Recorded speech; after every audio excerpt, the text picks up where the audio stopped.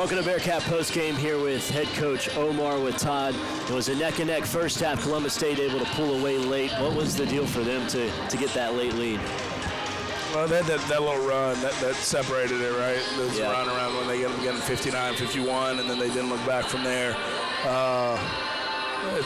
It's not one thing. It's not one thing. Like, things also go hand in hand at times as well, right? Like, inaccurate passes lead to a lot of missed shots. We also miss shots, but inaccurate passes, a lot of them, some space cadet moments as well, where just inexplicable stuff. You know, first half, our all-conference guy was really, really bad defensively, and that hurts. And that's not him, because he's been an anchor and had a great attitude the whole time. And that's all part of it. I was, first and foremost, the main guy, the main culprit. I don't think I did a very good job at all.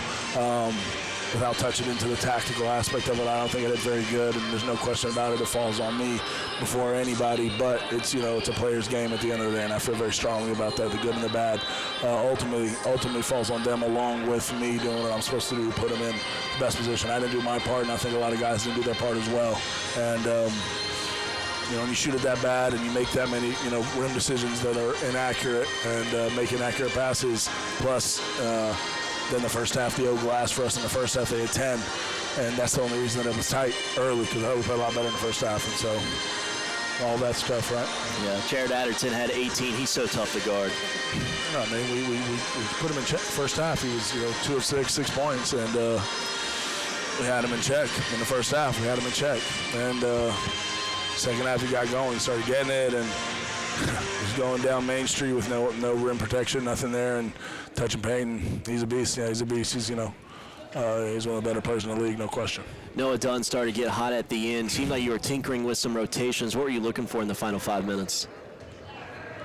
Trying to figure something out, man. Maybe get some more space on the floor to be able to drive and to have more room. You know what I mean? They were converging a lot on drives, and we were getting some clean looks when we kicked it, and then sometimes we didn't make the right. I was just trying to figure out something that would work. I think there's a lot of people in the Lander side, starting with me, that didn't do a very good job. And so when that happens, there's some erratic subbing that starts to occur as you try to figure it out.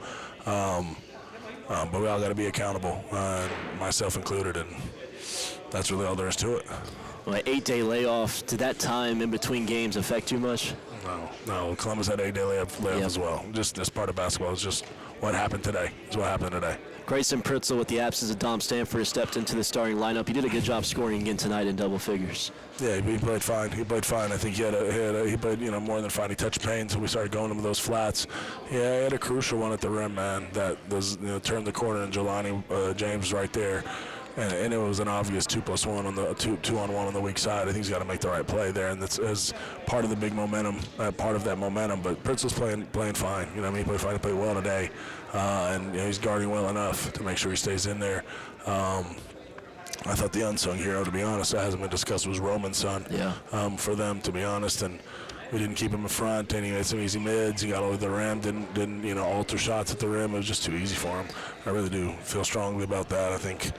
Adderton got going in the second half, and that hurt us because that was obviously a big thing we were keyed on. But Roman, did more than we would have liked, for sure.